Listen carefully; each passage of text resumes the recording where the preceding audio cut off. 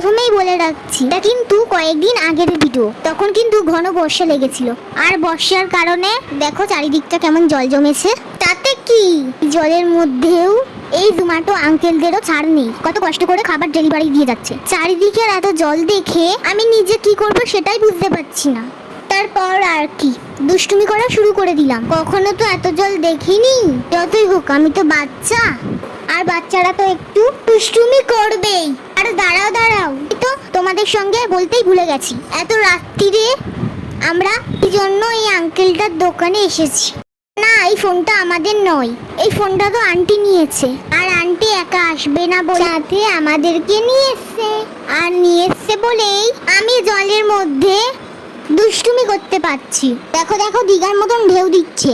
আর মা আর আন্টি দুজনে মিলে গল্প করছিল। আর আন্টি বলছিল থাক থাক আমাকে দেখাতে হবে না, হ্যাঁ হ্যাঁ শুধু আমাকে দেখালেই হবে। আর আমি তো এখনো দুষ্টুমি করেই যাচ্ছি। আর মা তো আমাকে বারবার বকছে, তবুও আমি আমার মার কথা শুনছি না।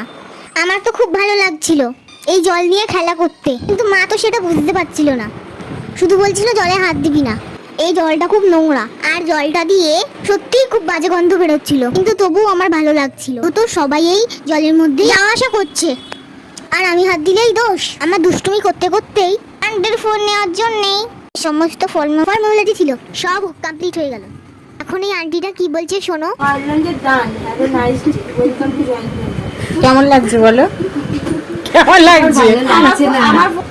হ্যাঁ হ্যাঁ ভালো লাগছে। ও বিক্রি করতে পেরেছে, আসবে না তো এই সিচুয়েশনের মধ্যে তাও বিক্রি করতে পেরেছে একটা ফোন। হ্যাঁ তাই লক্ষ্মী জলে ভেসে ভেসে এসছে। বলো আমার ভালো লাগছে না, কারণ আমার প্রতি মাসে দিতে হবে। কেন? কমের মধ্যেই তো হচ্ছে ইএমআই, দাদা তো বুঝিয়ে দিল প্রতি মাসে দিতে হবে তো। ওকে টাটা, এখন আমরা বাড়ির পথে রওনা দিয়েছি। আর আমার এই ভিডিওগুলো তোমাদের কেমন লাগছে কমেন্টে জানিও। Okay bye, thanks for watching.